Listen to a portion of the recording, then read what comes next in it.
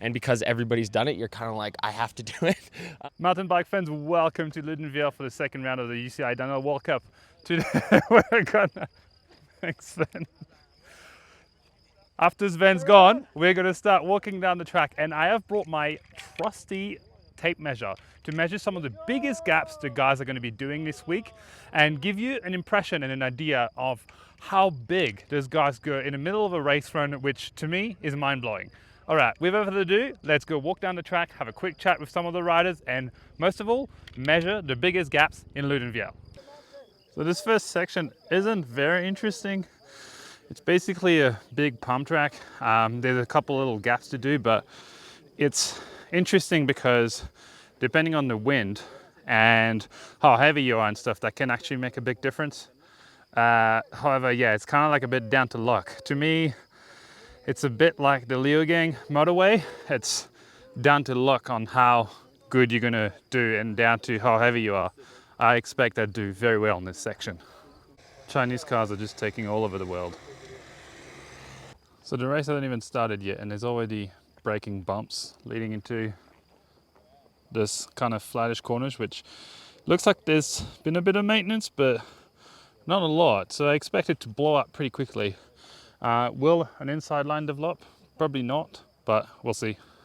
The top section, yeah, I mean, it's probably not a bad thing. If it was like fresh grass, it would roll super slow. So yeah, at least we got some firm ground. Hopefully just get us to the meat of the track, which starts in about a minute's time. These flat corners are pretty tricky because obviously race mode, you're trying to go as fast as possible. There's not really any support. So these ones are pretty tricky up here. But then the rest of it's pretty straightforward. You're just absolutely, yeah, Mach 10 bombing. So yeah, that stuff should be all good. Sweet. So Charlie Hatton says it's not that hard there, but it's actually really steep, and you have to get into one of those two ruts and bomb down on the road and basically bottom out your bike to jump.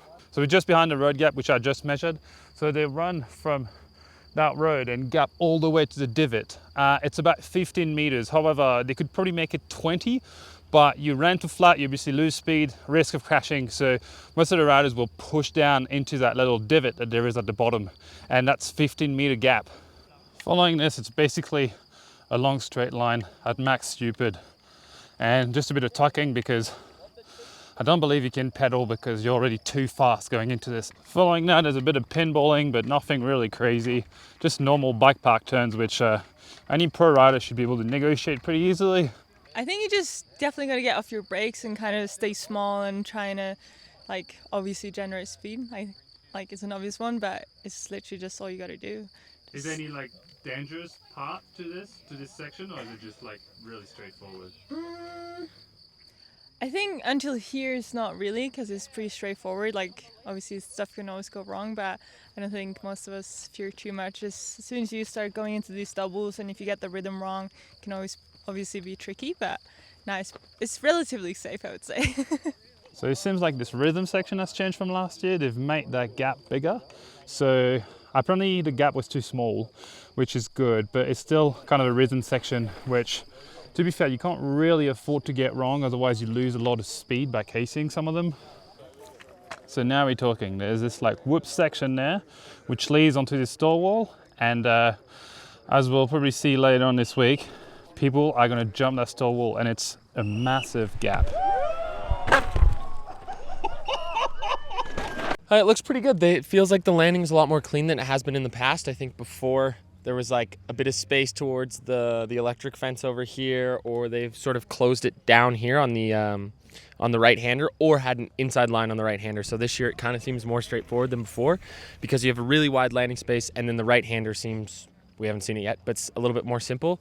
And because everybody's done it, you're kind of like, I have to do it. We'll see as the weekend develops, but looks like it should be good. Okay, so that store wall jump here is 14 meters long, and you're getting in blind from a set of whoops, which is absolutely insane. Also, once you land, you got a corner. So it's 14 meters to the lip, but realistically, riders are probably going to land closer to the 15-meter mark. So getting from the store wall, they have three choices: inside, middle line, outside, but the outside's got basically no support. And that throws you into this huge berm which generally by the end of the week gets pretty destroyed. Looks good, better than last year. I'm excited to ride this proper track. Like after the Korea, the second place, I'm super excited to ride. So just focus on the track work now, and tomorrow is gonna be a tough day. Why do you think it looks better now than last year? I think they shape a bit the corner. Like also the top part was better shape. Also the few faster corner was like more clean. But I also think it's gonna be destroyed pretty soon. So the guys on track they're gonna have a lot of work, and we'll see. They've actually built a lip here, which didn't really used to be there. It wasn't that nice last year, so that should help to gap that. It's actually somewhat reasonable to the first landing, but the second landing is really, really far. I wonder if we'll see someone actually gap that. Do you think you can make it to that second lip right there? To this one? Right now, without the corner being blown up, potentially, I reckon, yeah. But once race day. Once race day, the corner's probably going to be gone, so it's going to be a different story. So what's your line choice here? Right now, it's just going to be kind of play it by ear, but just start by riding the corner, get used to the track, and then potentially there's a catch just up a little further where you can kind of set up wide, hit the bank, and ride into the corner kind of late, you could say. So if the start of the corner blows, that's what we'll all end up doing. Cool. And how's the track looking so far compared to last year? Good, a little different, ever so slightly, just kind of after the flat bit, you could say, they've changed some of the jumps a little just to make it a little bit faster, maybe not faster, but just flow a little better, which is nice. But so far, all the same, really. So after this section gets bike parking again, basically a huge right-hander onto a big table, which I believe someone crashed pretty heavily there last year. I can't remember who it is. So here there's two sections. You can go low and hit the corners, or you can go high on this high line. I think this part of the track has changed a little bit. It's a lot drier this year, so this top ledge looks better than it did last year. People were falling off it a little bit last year, and the berm had got a big hole in it, so it ended up being quicker to go down and set up for the turn better. But this year, I believe the top line's going to be the line.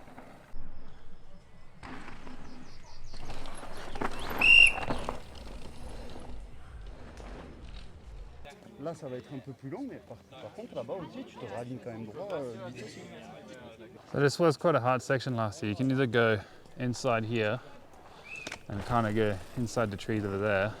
But a lot of people were getting too hot and then not holding the inside line and had to go where Hoff is right there and take Hoff out. So coming to last year where they're coming here, going full tilt, braking kind of late and going in between the trees, they will now have to go like brake real early, go wide in the grass, and then gap back into that corner. So you can't actually go straight into the tree anymore. You have to pick on this outside grassy line. If you go outside, then pull back in outside, or you do inside. It'll be interesting to see, and also interesting to see how it holds. There's a huge like stomp here, which might be an issue. Well, this section last year was like super fast. There was a bit of a gap through the trees, so it was flat out. And this year it's tight, like some not very good turns, I'd say. So yeah, it's going to be way slower and it's going to change a lot. So. Are you happy about this or are you not? We'll see. Right now it wouldn't be what I would choose to ride, but I'm sure it'll be good. It's always turns out good by finals. The next bit hasn't really changed, inside or outside, and try to set up wide for that. I don't know, not 90 degrees, but corner, and then keep some speed into this lower section. So it leads onto that chute, which hits that berm that everyone was hitting yesterday. You can take the high line here. That probably drops you better, but you'd have to brake so hard up there and see up so wide that I don't think the loss in speed is worth it. So last year's riders were coming from above the tree here, and now they're coming from below, which set them up better for the next section. That's where we saw a lot of people crashing and hitting the net last year, because it's just an awkward angle, when now they've literally just removed the net. So There's no more net, but there's a better angle to actually get in. Follows a couple of bike park turns, and that throws you into that really steep section, which looks like they've changed a little bit. Yeah, it's going to be a lot tighter than it was last year. Super loose coming in, and they've built this absolute wall. So, yeah, just trying to figure it out, to be honest, of where's going to be best to go. Do you think that wall's going to hold, though? I think the wall's pretty solid. I reckon the wall will hold. Before it, though, I'm not so sure. I think we're going to see some people hitting that wall really hard, and then it just kind of throws you into this off-camber loose section. See how that holds as well. Rut's probably going to form. Following this is quite a flat section, meaning the corner before will be very important, because if you don't get it right, you lose a lot of speed on that flat section. So this is what some say helped Jackson win last year. You gap from here to just behind that pink rock, and I believe some riders had punctures, and then you roll that and he gaps this again until the pink rock there. But this is a very blind drop. So following that gap, there's a very steep chute, basically break off into that corner, which Jackson absolutely nailed last year. Then we get onto a kind of janky rock garden, but it's not that bad. Like, the rocks are not moving, it's not loose. So I'm pretty sure they're just gonna go main line straight and then gap into the flat bit there. So following this, it's pretty bike parky. It's just a couple of bike park jumps, which any decent rider should be able to clear. Like, there's nothing sketchy. The normal lip, they've been rebuilt up. So there's slight new section here. Come out from this root gap bike park. Big grassy corner there. Instead of that normal corner that used to be here, that's going to be really loose to get into there. Like, so as you can see here, the soft camber has like zero support. I don't even know. I mean, I guess her rut is probably going to develop by the time final comes through, but it's going to be really tough to stay high enough to actually get into that corner, hit the gap, and get into the finish ball. So big gap, big table, tight corner, which looks like they've built it up again a little bit, which is nice because a lot of people crashed there last year, and straight into the finish ball. Okay guys, so it seems like the track hasn't changed very much. However, it does seem like they've made it a little slower. There's some like soft section here and there, tight corners. So overall, it is gonna make the track a little bit longer and probably a little bit harder to negotiate and less absolutely pinned down like it was last year. So we'll see. Maybe there'll be some changes in who wins and who gets on the podium this year. Thanks for watching. This is my first edition of Track Walk for the World Cup, so if you have any feedback, if there's stuff that you'd like to see more of, let me know. I was a bit pressed for time today because I'm doing this antidote video, which you can watch now. Yeah, that's about it. See you tomorrow for the training video. Don't forget to tune in. This program is still 100% self-funded, so if you're a brand that'd like to get involved, please get in touch. And if you really like the program, you can also give me donations. Link is down in the description. All right, guys, see you tomorrow.